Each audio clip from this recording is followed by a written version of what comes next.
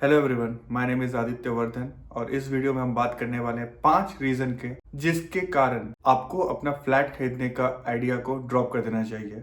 इनमें से अगर कोई भी एक रीजन आपके ऊपर अभी एप्लीकेबल है तो कुछ समय के लिए अपने घर खरीदने के प्लान को पोस्टपोन आप कर सकते हैं। रीजन नंबर 1, अगर आप रेंट के लिए घर खरीदना चाहते हैं, अगर आपको लगता है कि आप एक घर खरीदिएगा, उससे आप रेंट इनकम कीजिएगा और वो ऑफसेट कर दे आपके ईएमआई को, तो ये कभी भी एक अच्छा आइडिया नहीं है। क्योंकि इंडिया में रेंटल यील्ड 2 से 3 या फिर मैक्सिमम 4% है और वहीं पे जो लोन आपको मिलता है वो 8 से 9% के बीच में मिलता है। वो कभी भी एक दूसरे को ऑफसेट नहीं कर पाएगा। और इसी से जुड़ा है हमारा दूसरा पॉइंट, अगर आप फ्लैट को सिर्फ इन्वेस्टमेंट पर्पज के लिए ले रहे हैं, अगर आप सिर्फ उससे इन्वेस्टमेंट के तौर पे देख रहे हैं तो कभी भी आपके लिए बेनिफिशियल नहीं होगा। अगर वो flat ready to move in है उस स्टेज में, अगर आप बनता हुआ फ्लैट जो अभी अंडर कंस्ट्रक्शन है उसको आप ले रहे हैं for investment purpose, then you will earn money. क्योंकि वहां पे अनसर्टेनिटी है और उस अनसर्टेनिटी का एक कीमत है जो लोग पे करते हैं। Point number 3, early stage in your life. अगर आप न्यू इनकम अर्नर हैं, आप अभी 21-22 साल के हैं, इस एज में भले आपकी इनकम कितनी भी हो, इस स्टेज में फ्लैट खरीदना या घर खरीदना आपके लिए एक अच्छा ऑप्शन नहीं है।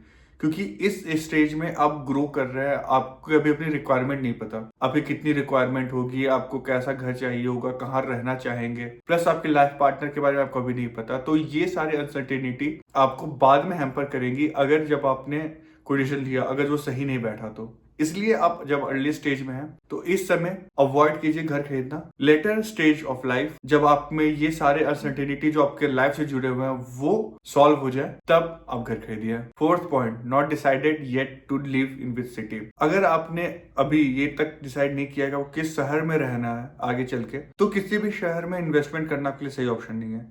पहले आप ये डिसाइड कीजिए कि आप जहां घर खरीदना चाहते हैं क्या वहां पे आप लॉन्गर टाइम के लिए रहेंगे। At least 5 to 10 years time horizon आपका होना चाहिए जहां पे आप घर खरीद रहे हैं। उससे कम टाइम होराइजन में घर खरीदना आपके लिए एक अच्छा ऑप्शन नहीं है। इसलिए पहले आप डिसाइड कीजिए कि आपको कहाँ रहना है, किस लोकेलिटी में रहना है, और उसके बाद अपने बजट के हिसाब से घर देखना स्टार्ट कीजिए। Fifth and last point, not enough emergency fund. बहुत लोग घर खरीदने के समय में over and above the board चले जाते हैं। अपने सेविंग तो लगाती ही है क्योंकि आपको डाउन पेमेंट देना है, पर उसके बाद के लिए कुछ नहीं रखते। यानी अपनी सेविंग जो है वो पूरा ड्राई आउट कर देते हैं। पर आपको ये समझना होगा कि आपको एक इमरजेंसी फंड की जरूरत होगी।